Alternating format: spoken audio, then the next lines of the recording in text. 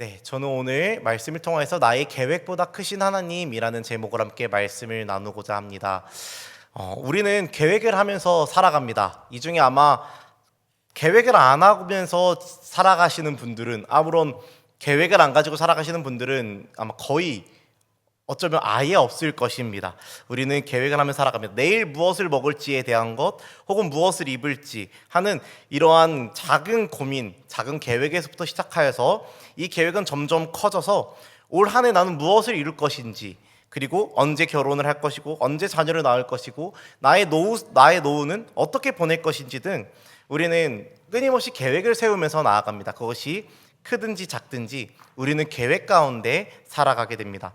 이 모든 계획이 누군가에게는 아주 구체적인 그림으로 그려질 수도 있을 것이고요, 누군가에게는 막연하지만 간절한 소망의 형태로 마음속에 자리 잡고 있기도 할 것입니다. 우리의 계획이라는 것은 다양하고 굉장히 광범위합니다. 그리고 대부분은 우리가 보기에 가장 효율적이고 가장 합리적인 미래를 아마 향하고 있는 것이 우리의 계획일 것입니다. 우리가 계획을 할 때에 정말 나에게 효율적이지 않은, 어쩌면 나에게 피해가 되어지는, 나에게 부정적으로 다가오는 그런 일들을 계획해서 내가 피해보는 일을 당하는 분은 없을 것입니다. 누구나 나에게 있어서 가장 효율적이고 좋은, 정말 너무나도 좋은 이런 상황들을 계획하고 꿈꾸게 될 것입니다. 그래서 우리는 그 계획을 이루기 위하여서 부단히 애쓰며 살아가기도 할 것입니다. 그런데 여러분, 우리가 계획한 대로 우리의 인생이 흘러가나요? 우리가 꿈꾼 그 모습 그대로, 우리가 계획하고 꿈꾼 그 모습 그대로 날마다 살아가게 되나요? 아마 그러지 않은 분들이 많이 있을 거라고 생각되어집니다. 현실은 우리가 꿈꾸는 대로, 현실은 우리가 계획한 대로 흘러가지 않습니다. 우리는 분명 계획하지만 때로는 자신의 한계 앞에 서게 될 때도 있고요, 우리는 계획하지만 때로는 우리가 계산할 수 없는 어떤 사건과 상황, 어떤 예기치 못한 사고와 아픔으로 인하여서 계획이 무너질 때도 분명히 있을 것입니다. 그리고 그 자리에서 우리는 실망하고 낙담하게 되며 때로는 깊은 절망 가운데 서게 될 때도 있을 것입니다. 바로 그런 우리에게 오늘 본문의 말씀으로 함께 우리에게 말씀을 들려주시는 것입니다. 사람의 마음으로 자기의 길을 계획할지라도 그의 걸음을 인도하시는 이는 여호와시니라 라고 우리에게 말씀하고 계시는 것입니다. 오늘 이 말씀을 통하여서 우리의 계획, 그보다 크신 하나님을 깨닫고 그 하나님을 실제로 누리는 그런 시간이 되기를 간절히 소망하고 축복합니다. 네, 오늘 말씀 한번 조금씩 더 살펴보고자 합니다. 오늘 말씀을 조금 나누어서 살펴보려고 하는데요, 오늘 말씀을 좀 절반을 똑 떼어서 이제 앞부분을 보면은 이렇게 말씀하고 있습니다. 사람이 마음으로 자기의 길을 계획할지라도 라고 이야기 먼저 하고 있습니다. 이 말씀에서 계획하다에 쓰인 이제 원형인 하사브라고 하는 단어가 있습니다. 이 단어는요, 엮다라는 의미를 가지고 있는데요, 이 말에서 파생한 이제 말들이 꾀하다, 생각하다, 고려하다, 혹은 계산하다라는 뜻으로 사용된다라고 합니다. 즉, 이 계획하다라는 이 말에는, 이 원어적인 말에는 막연한 생각이나 어떤 소망 정도의 계획을 말하는 것이 아니라요, 어떤 일을 이루기 위하여서 그 과정과 결과를 세세하게 계산하고 치밀하게 도모하는 것을 의미하고 있는 것이 이 계획할지라도에 쓰이는 이 말인 것입니다. 내일 뭐 하지 정도의 어떤 계획이 아니라, 내가 내일 뭐 입지, 내가 내일 뭐 먹지 라는 정도의 막연한 어떤 계획이 아니라요, 앞으로 나의 인생을 어떻게 살 것인지, 어떤 어른이 되고 어떤 노후를 준비할 것인지 깊이 고민하고 철저하게 계산하면서 철저하게 설계하는 약간 이런 계획을 이야기하는 것입니다. 이처럼 우리 인간은요, 하나님께서 지으실 때 우리는 계획할 수 있는 존재로, 우리는 계획하는 존재로서 우리를 창조하셨습니다. 하나님이 창조하신 수많은 생물들이 있을 것입니다. 수많은 창조물들이 있을 것입니다.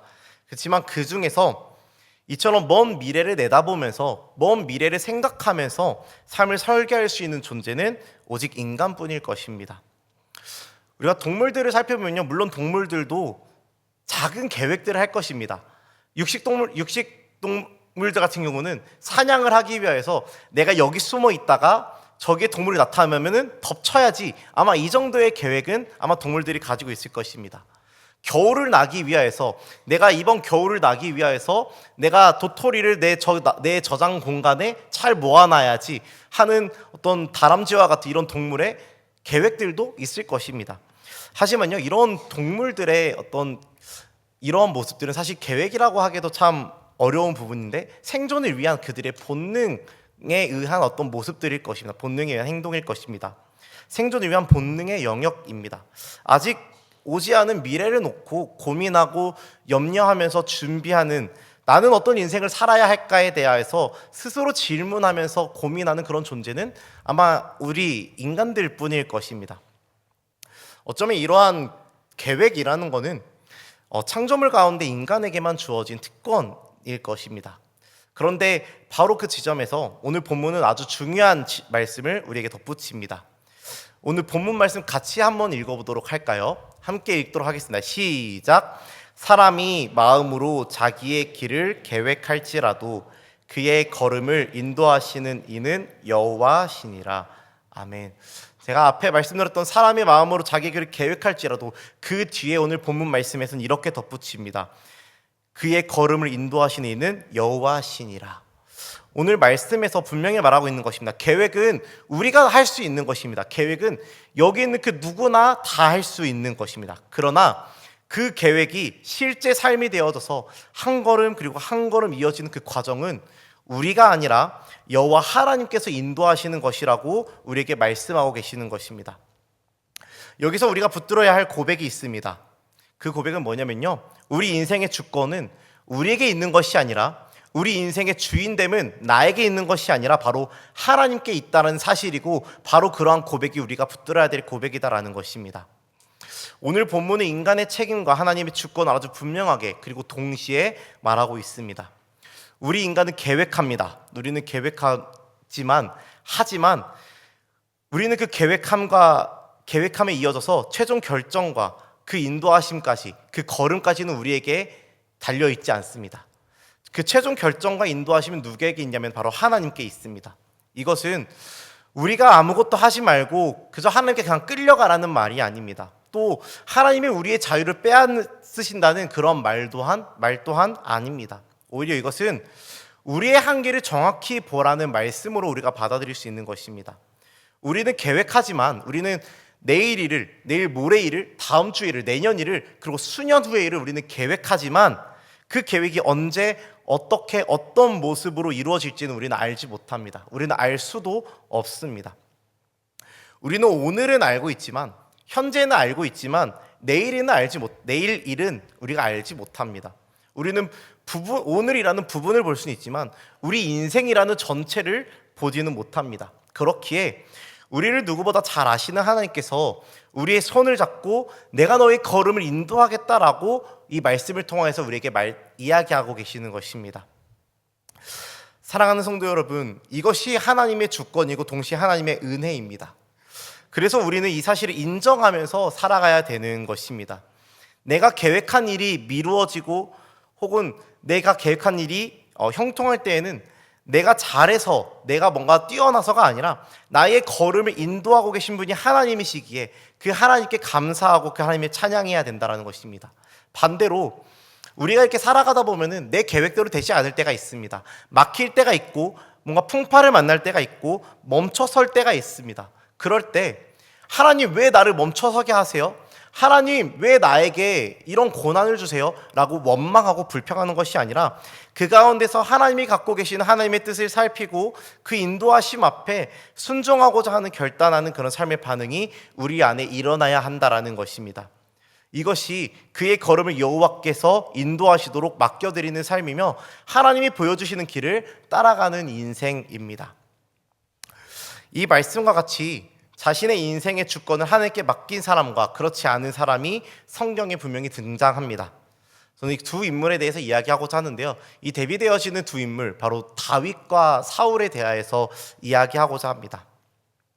이 두 사람은 모두 하나님께 왕으로 선택받았습니다. 둘 다 기름 부음을 받은 사람이었고 둘 다 계획이 있었던 사람들이었습니다. 그리고 둘 다 위기의 순간을 맞이했던 사람들이었습니다.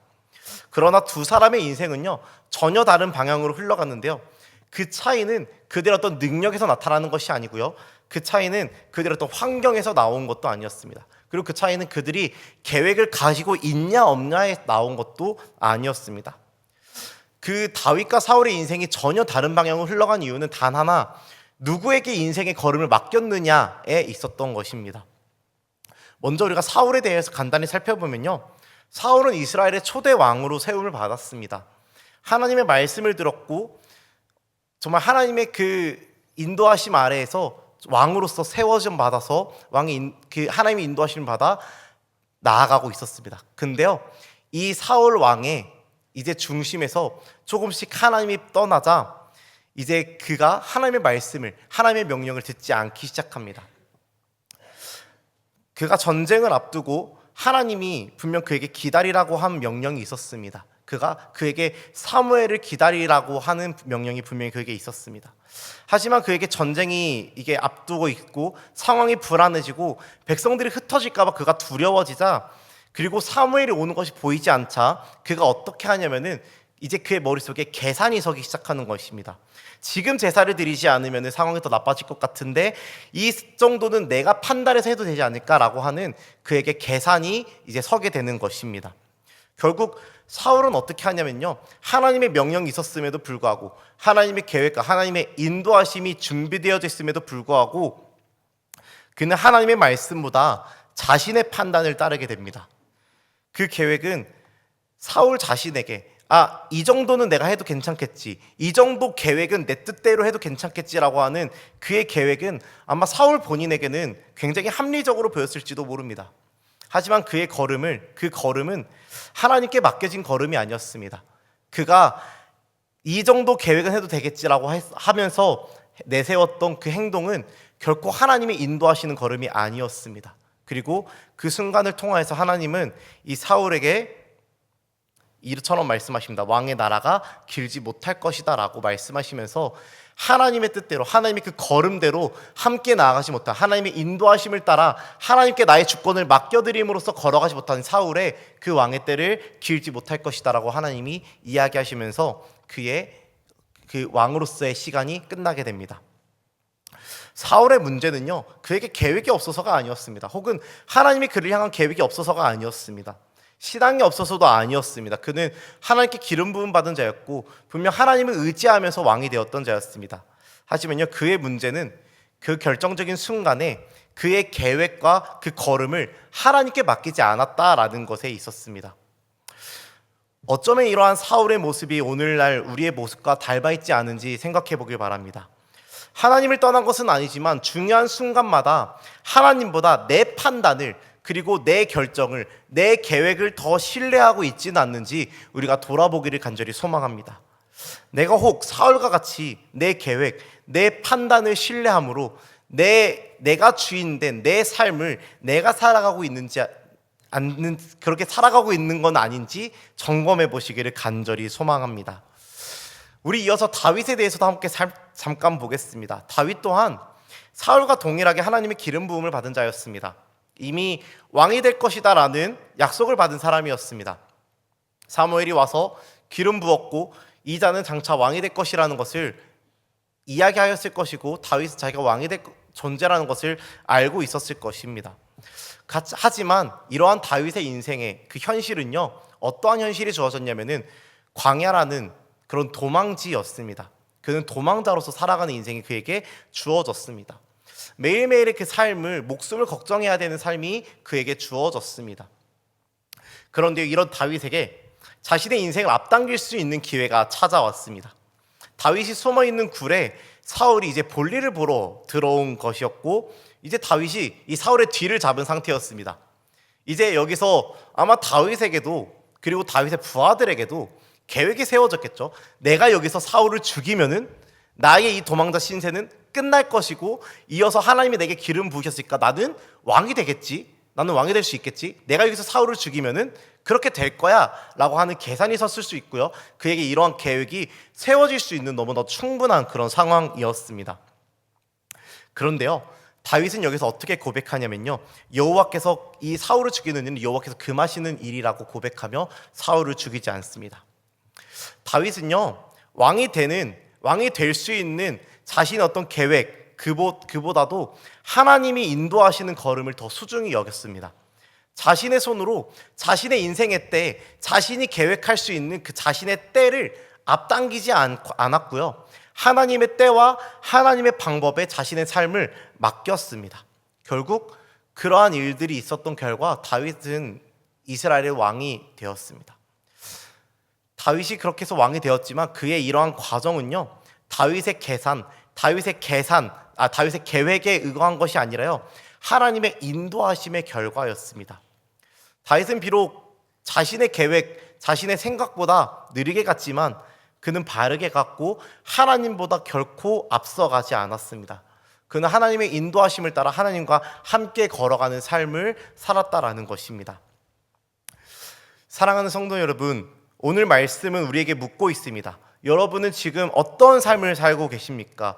계획을 세우되 하나님께 그 걸음을 맡기고 살아가고 계십니까? 아니면 하나님의 그 자리에 내가 서 있으려고 애쓰면서 살아가고 있지는 않습니까? 라고 오늘 말씀을 통해서 우리에게 묻고 계시는 것입니다.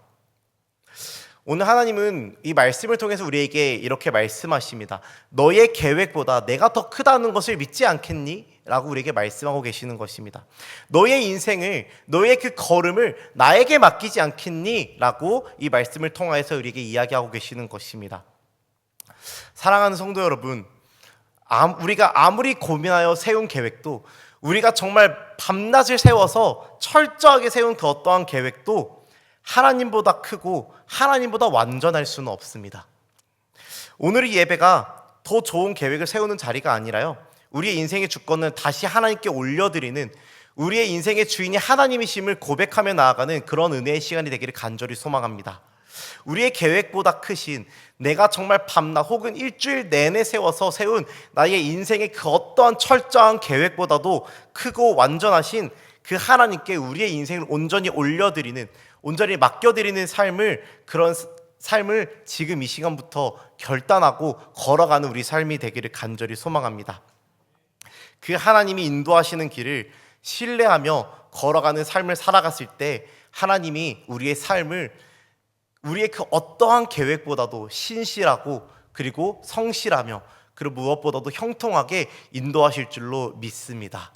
그렇게 우리의 삶을 나의 계획보다, 나의 생각보다, 나의 그 어떠한 뜻보다 크신 그 하나님께 맡겨드림으로 그 하나님의 인도하심을 따라 살아가는, 그 하나님의 인도하심을 따라 걸어가는 우리 모든 성도님들이 되시기를 간절히 소망하고 축복합니다.